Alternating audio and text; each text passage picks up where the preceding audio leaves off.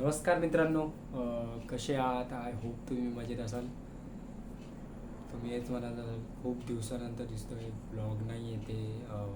पहिले तर मी सॉरी म्हणतो, ब्लॉग नाही येते बिकॉज थोडं घरात प्रॉब्लेम झाले. प्रॉब्लेम म्हणजेच पप्पांची तब्येत खराब झाली होती.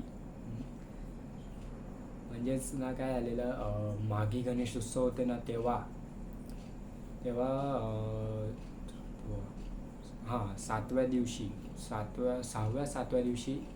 दिवशी थोडी तब्येत अशी पप्पांना नीट म्हणजे बरं नव्हतं वाटत. मग डॉक्टरकडे गेले. तर 7व्या दिवशी थोडं बरं वाटायला लागलं, पण 8व्या दिवशी परत तब्येत थोडी खराब झाली. मग त्यांना ते सकाळीच डॉक्टरकडे गेलेले इथे. तर विकनेस वाटत होतं म्हणून त्यांना ग्लुकोजची सलाईन लावली हे. ठीक आहे. आणि मग संध्याकाळी रिपोर्ट आली की पप्पांना डबल टायफॉईड झाला असं. मग पप्पांना रात्रीच 9 वाजता लगेच ॲडमिट केलं. 7 वाजता रिपोर्ट आली आणि काहीतरी सात सात नाही, अजून लेट आहे. 8 वाजता रिपोर्ट आली आणि लगेच मग 9 वाजतापर्यंत पप्पांना ॲडमिट केलं त्याच हॉस्पिटलमध्ये. तिकडे ॲडमिट केलं. मग डबल टायफॉईड सांगितलं असं. म्हटलं ठीक आहे आता. मग परत तिकडचे डॉक्टर बोलले की सी टी स्कॅन आणि सोनेरी वगैरे ते काय असतं ते पण काढून घ्या. मग ते काय काढलं, त्याच्यात थोडंसं डेंग्यू दाखवलं. तर अजून थोडं टेन्शन आलं. पण कसं झालं ते नंतर ना, म्हणजे तिथे होते, काही फरकच नव्हतं त्यांना जाणवत. म्हणजे नॉर्मल. आणि सीन काय आलेला, त्यांना त्यांच्या पोटामध्ये बनत होतं गॅस. आधी त्यांना वाटलं की नॉर्मल गॅस आहे, निघून जाईल, म्हणजे हे नाही होते, पास नाही होते, तर गोळी वगैरे खाऊन अशी निघून जाईल टॉयलेट. पण नाही झालं. हां. मग तेव्हा ते होत होतं. आणि मग डिसाईड केलं की दुसऱ्या हॉस्पिटलमध्ये ॲडमिट करूया. मग इथे एक स्टेशनला हॉस्पिटल आहे, तिकडे ॲडमिट केलं. त्यांनी सांगितलं सगळं करून. त्यांनी सांगितलं की पप्पांना झालं अल्झायर म्हणजेच माहिती असेल की थोडं पोटामध्ये जखम होते अशी, आणि ते हां तसं. म्हणून तो गॅस नव्हता पास होत. हां, तसं होत होतं. पोट फुगलं होतं एकदम. खूप टेन्शन आलं. आणि त्यांना थोडं म्हणजे कसं जाणवलंच नाही आधी. खूप डॉक्टर म्हणत होते खूप आधीपासून झालं असेल, पण असं जाणवलं नाही. मग तिथेच होते ते हॉस्पिटलमध्ये.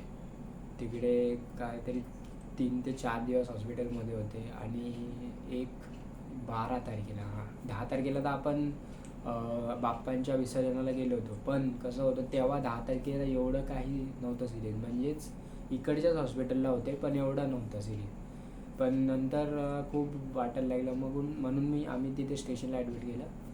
मग काहीतरी 13 तारखेच्या रात्री, म्हणजे 14 तारीख, तेव्हा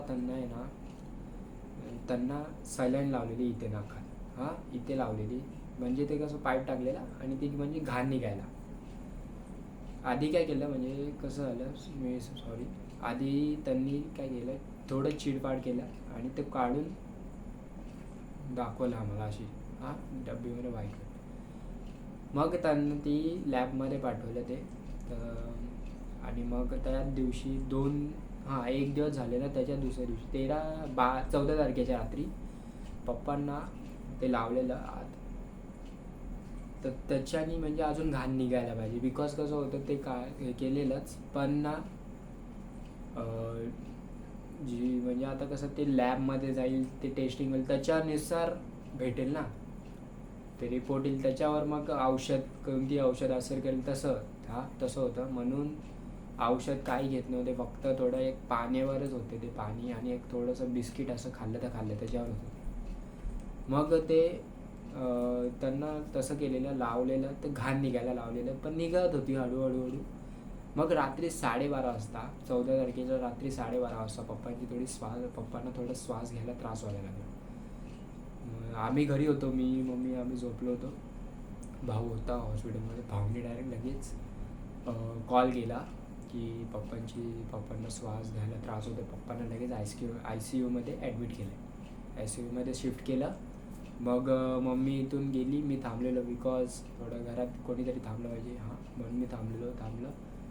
मग डॉक्टर पण थोडे घाबरलेले, म्हणजे कसं अचानक श्वास घ्यायला काय त्रास व्हायला लागला. मग म्हणजे कसं होत होतं ते पोट फुगलं, मग छात थोडं प्रेशर भेटतं म्हणून श्वास घ्यायला पण त्रास होतो, असं झालेलं.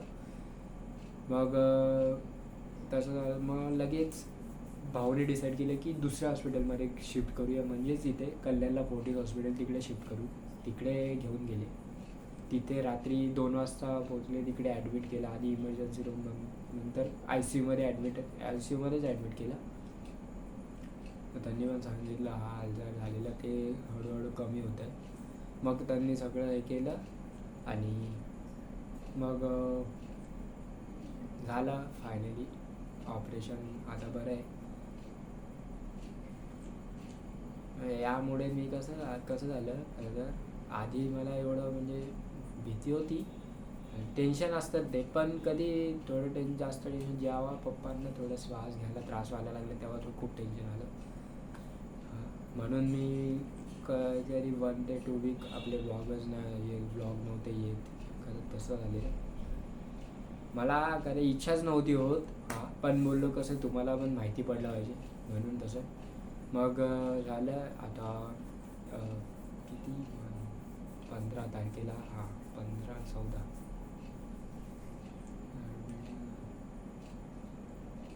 16, 17, 18, 19, 20, 21, 22,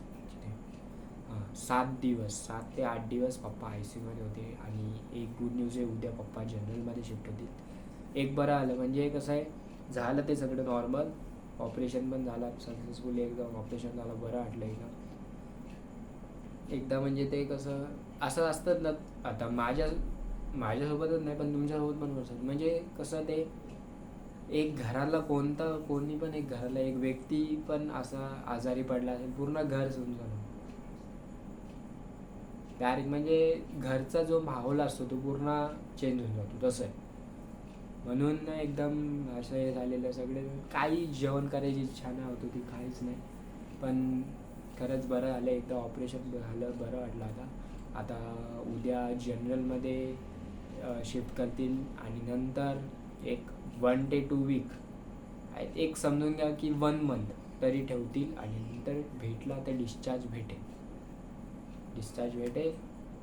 आणि चला बघू आता.